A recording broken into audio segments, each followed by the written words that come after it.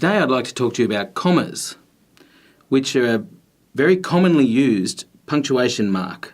In fact, probably one that we use in pretty much everything that we write. So it's really important that we know how to use them and we get it right. One of the most common ways that we use commas is to separate elements within a sentence.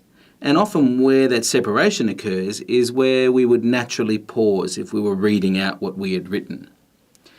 So, for example, with this sentence up here, we've got once upon a time there was a mean king. This first section here, once upon a time, is an introductory phrase. And so after that, there's a little bit of a natural pause, and so we have a comma here so that it reads, once upon a time there was a mean king. And there's your complete sentence. For another example, if we look at this sentence here, it reads, when Lucille visited the king, she saw that he was angry. Here we've got an introductory clause with the words, when Lucille visited the king. So the comma would go here, where you naturally pause, so that it reads, when Lucille visited the king, she saw that he was angry. A second way that commas are used is to separate items in a list. So for example, if I was going to the shop, I might write, I need to buy cheese, eggs,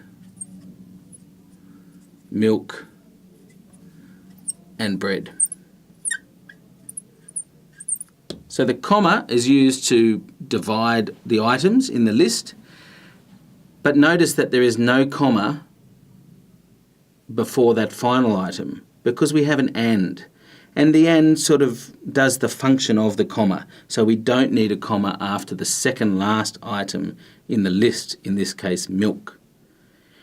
Some people use a comma there, and that's known as the Oxford comma. And sometimes it's necessary to avoid confusion. But the general rule is we don't. I'll talk more about the Oxford comma in a later lesson. A third way that we use commas in sentences is when we're inserting information into the sentence. For example, if I was to write a flower like a sock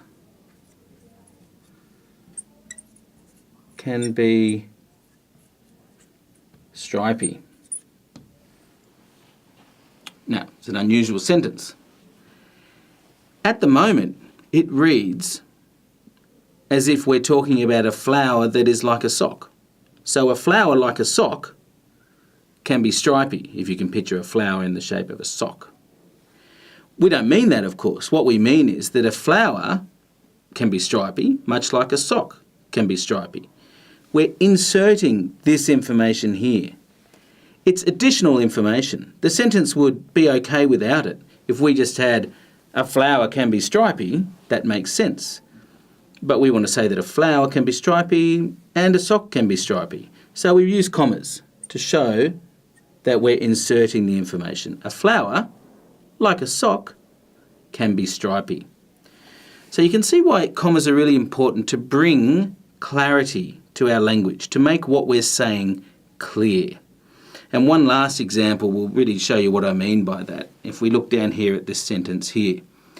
The old lady collected all sorts of things: gold, paper, hats, clocks, and tablecloths. Now this sentence is only clear because of the commas. If we lose this comma here, instead of collecting 1, 2, 3, 4, 5 things, now she's only collecting 4. She's collecting gold paper, hats, clocks, and tablecloths. If we were to reinstate that comma, but get rid of this comma, she's now collecting a different 4 things. She's collecting gold, paper hats, clocks, and tablecloths.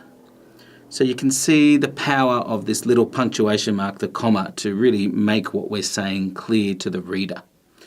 Some of you may have seen the little punctuation joke, let's eat, Grandma. So if you're calling Grandma in because dinner's ready, you'd say, let's eat, Grandma. But if you left the comma out, it may read like you're suggesting that you eat Grandma for the family meal. Let's eat Grandma. So you can see the power of the punctuation mark that is the comma. Thank you.